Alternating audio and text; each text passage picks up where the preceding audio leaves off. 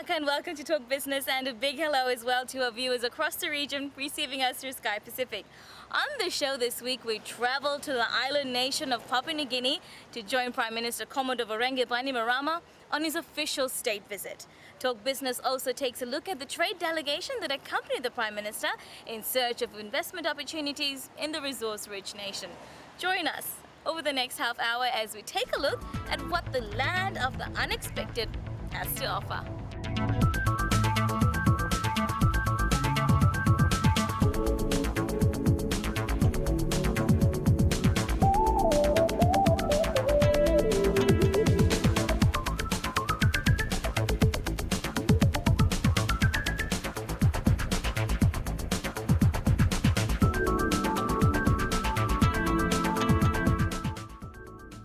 As we disembarked at the Jackson Airport in Port Moresby, it was soon evident that a large delegation comprising of government ministers, officials and PNG nationals were eagerly waiting to greet us.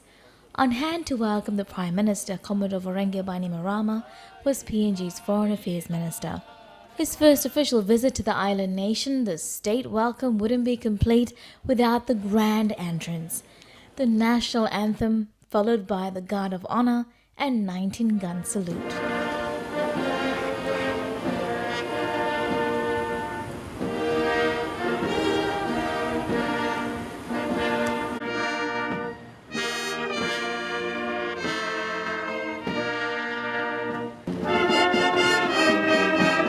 The inaugural welcome transcended into an official state dinner hosted by the PNG government at the Parliament House.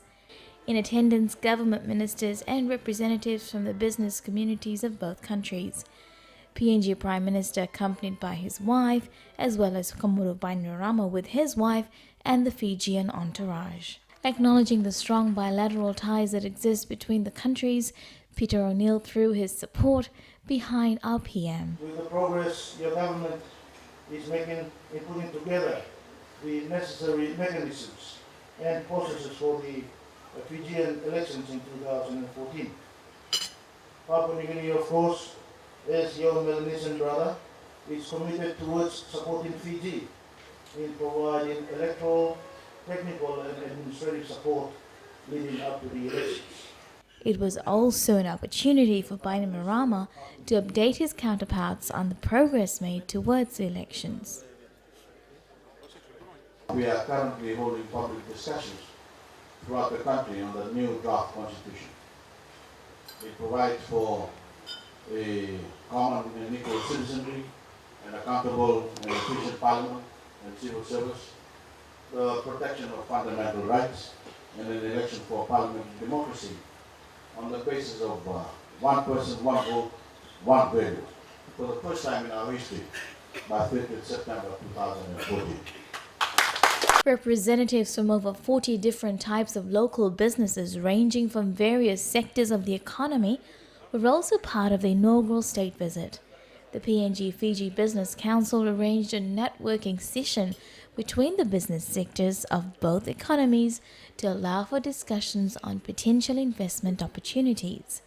The movers and shakers of the industry evidently present to tap into the lucrative PNG market. Those responsible for driving that investment potential in Fiji were right at the forefront of advancing that goal. When you look at not only investment but even employment and similarly with finance economy that will drive the economy, and bringing in a big delegation as such will not only secure the networks in a way that potential people that are coming in, and similarly create new investment both in PNG and similarly in Fiji. It's an economic commitment the Fijian government all too well understands. The Fijian government values the role of these business councils in providing a platform for the exchange of ideas and contributing those ideas to the national policy debate. Business is a key component in assisting government to get our policy settings right. We all see trade and investment as the key generator of development and the means to provide our peoples with adequate and sustainable livelihoods. As I keep stressing, the future isn't just about the health of individual economies. we are working towards a fully integrated regional economy that will improve the lives of every Melanesian and enhance the status of our region in the global economy. That's why it makes economic sense to tap into an economy that's growing at an average rate of 8.9%. PNG was a sleeping giant and has now undergone a transformation. We always have had strong ties with PNG.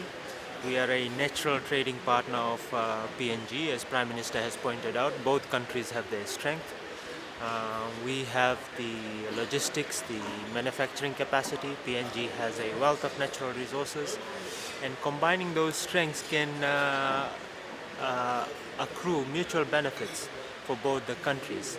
And it's this very keen sense of interest that the PNG Fiji Business Council is hoping to cultivate. The idea to attract Fiji's lucrative human capital resource into sectors across PNG. What we're looking for is an educated workforce like Fiji to come and help us. That's more importantly.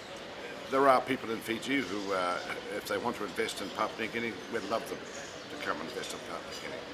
But you have a culture and you have a wonderful, wonderful working public, shall I say, that's very well educated in different things, and we require that here. Over 10,000 workers have been engaged in PNG's largest resource project yet, the LNG plant, which hopes to mine 9 trillion cubic feet of gas and 200 million barrels of associated liquids over the project life. But as far as skilled workers go, hardly any PNG nationals have been hired on site. We would rather those people be Melanesians or Papua New Guineans. But unfortunately that's not the case because we just don't have the skills to operate these plants. But as we go through, and there's 3 or 4 other gas projects and 5 gold mines to open here, we're hoping that our people can be educated enough and be taught to work in these mines and to work on the LNG sites for the betterment of Papua New Guinea. Fiji too is fast becoming a lucrative investment destination for PNG businesses. The reason why we're investing in Fiji is because of the tourism industry. We believe, like here, the bloodline of this country is mining and petroleum. In Fiji, Fiji is the bloodline, so we see that in the long term, in terms of diversifying to the rest of the Pacific, tourism is the best option in Fiji. It's our tourism sector that's drawing investors from PNG our way. Given the amount of cash flow that is generated in the country and the relationship and the opening up of Fiji makes it it provides a lot of incentive for Papua New Guineans to invest in Fiji, and I think you'll see a lot of investment coming there.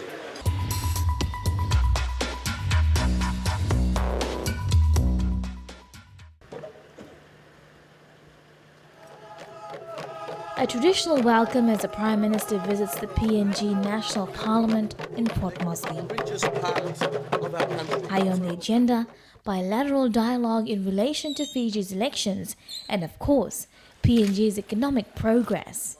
And the outcomes of the meeting reflected on this growing relationship. Fiji is got a volunteer scheme which is encouraging retired public servants and young people to take up positions within the Pacific communities in terms of teaching, nurses, doctors and security forces.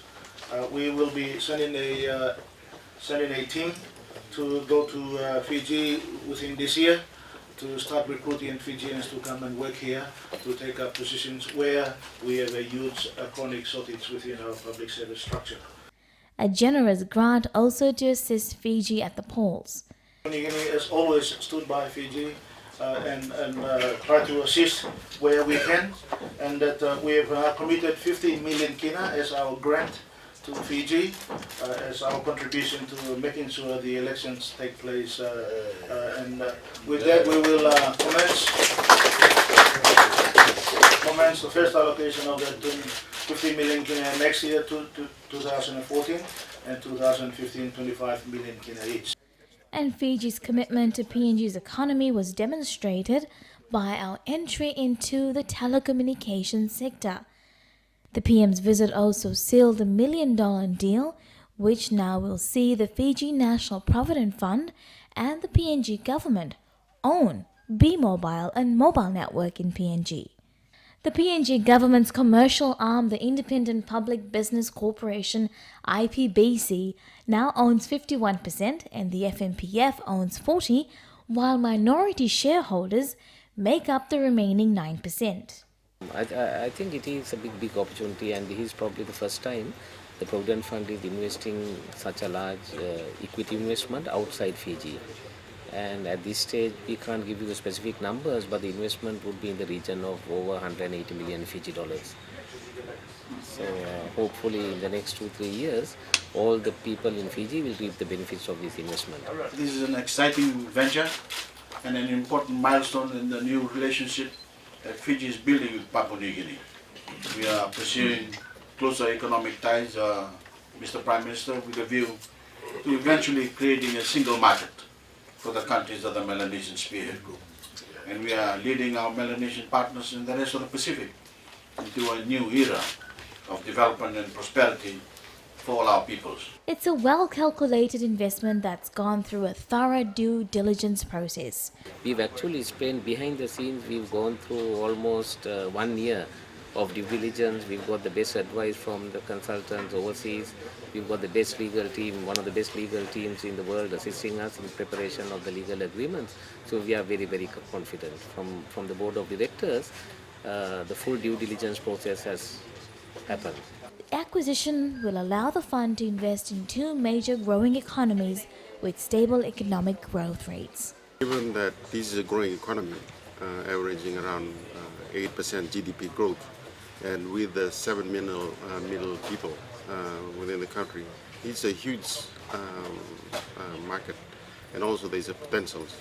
From our members' point of view, this is expand the asset base in terms of diversifying the investments rather than relying internally on Fiji for investing their funds. B-Mobile currently holds mobile telecommunication licenses in PNG and the Solomon Islands, and its operations will be managed by Vodafone Fiji. It consists of quite a few number of Fijian personalities, and we will also use the local expertise. So generally over 90% of the local resources will be used, but we will use Vodafone Fiji resources from back home and work together with the B-Mobile team here. Presently, mobile penetration in PNG is estimated to be around 36%, while it's 50% in the Solomon Islands. Fiji's mobile penetration rate is more than 110%. More mobile phones than people. And compared to around 35% in Papua New Guinea. So there's a huge scope to grow this market, not only with mobile phones, but a range of digital telecommunication services. B-Mobile's competitor is none other than Vodafone's arch rival in Fiji, Digicel. But the tables are turned this time around. It's Digicel which has the largest market share. It's a bigger slice of the pie, which Vodafone has already set its sights on. If you look at really serious players, there is only one serious player here currently, Digicel. The market is also very underpenetrated, around 35-36%. You look at New Zealand market, over 100% penetrated. Australian market, over 100% penetrated. Fiji market, over 100%, which the Prime Minister covered today. So from that perspective, there is huge opportunities for 2 players. We have a lot of respect for the competitor, and we will always have respect. But I think that the fight now begins, and there is enough market to be shared with both.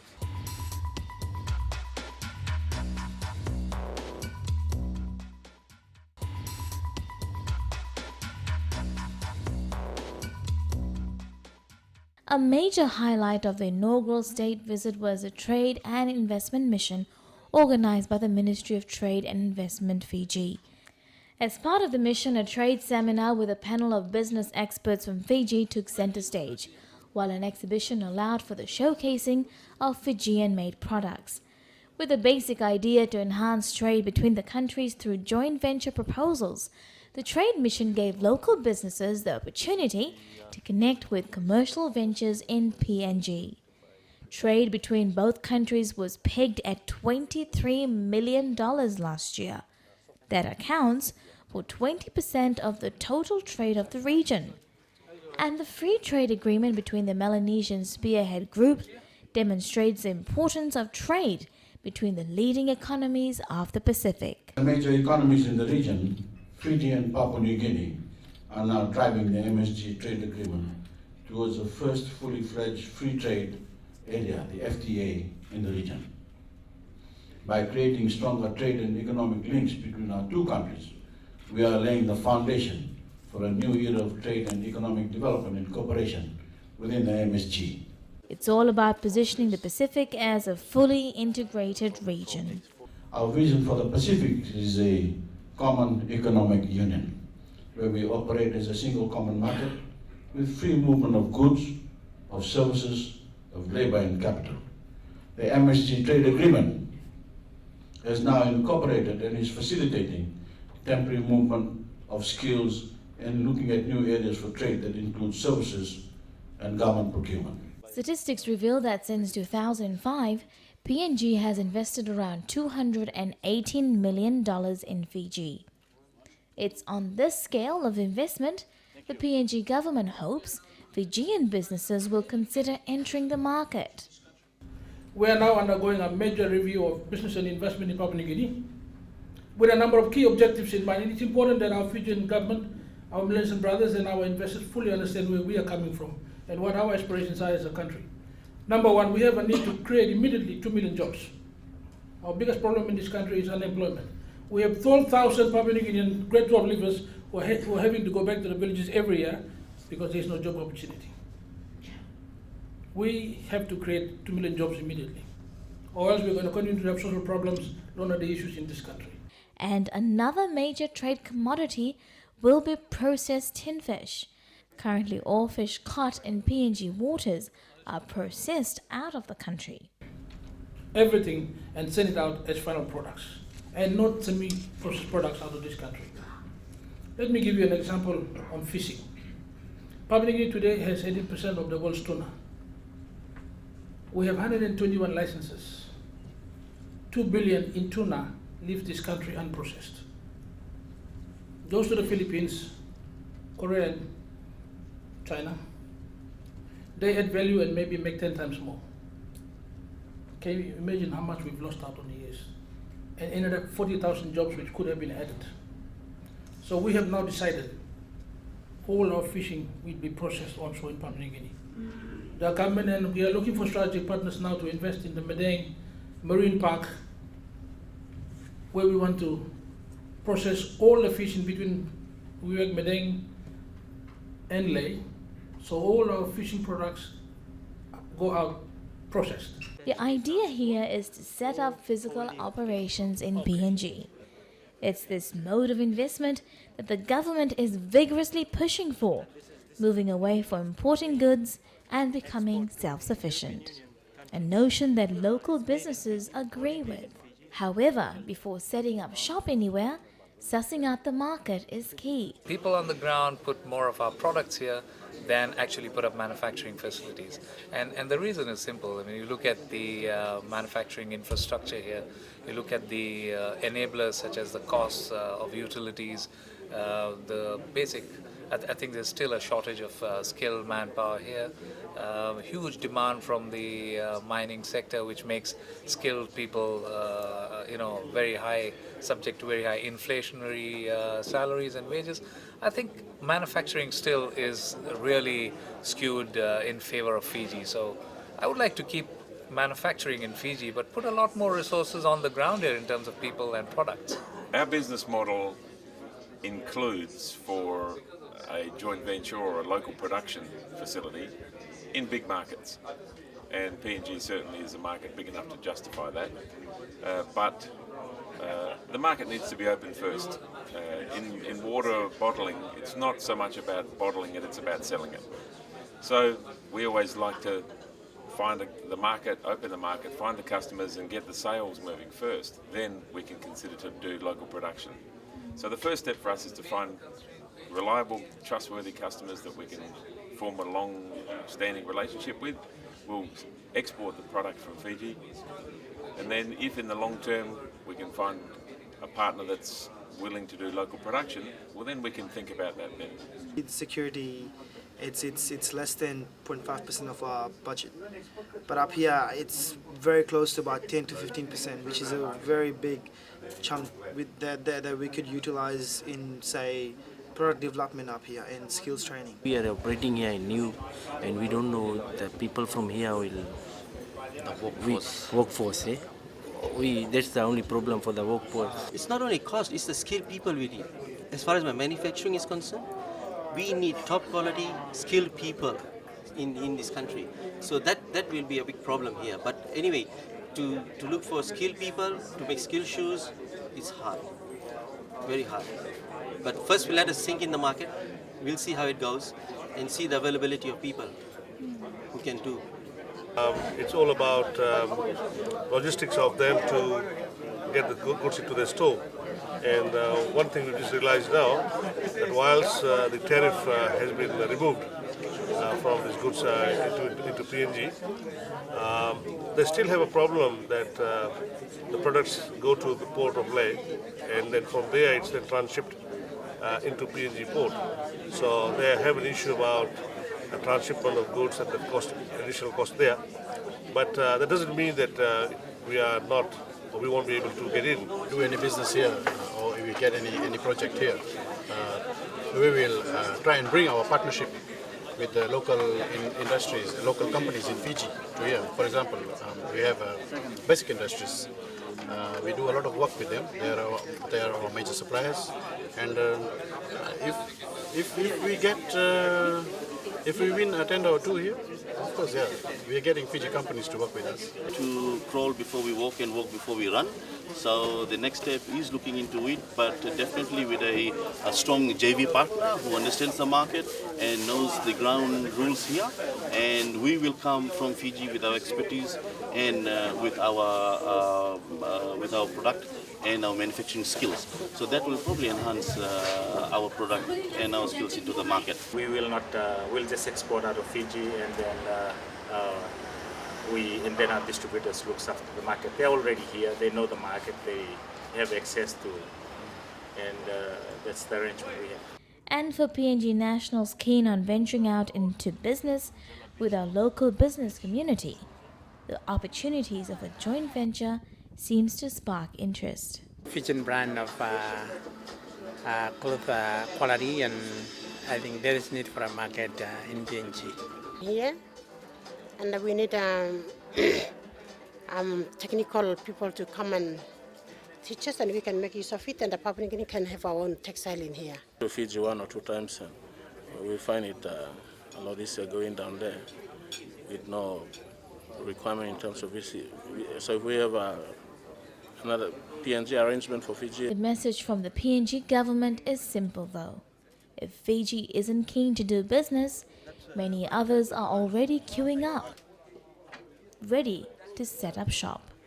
It's a very attractive investment destination for the world. Fijians don't jump on the boat now, there'll be no tomorrow. The opportunity is now. We'd rather trade with our Melanesian brother. Please take advantage of the opportunities as you spend the rest of your time here. I would encourage you to seriously look at setting up manufacturing operations in PNG.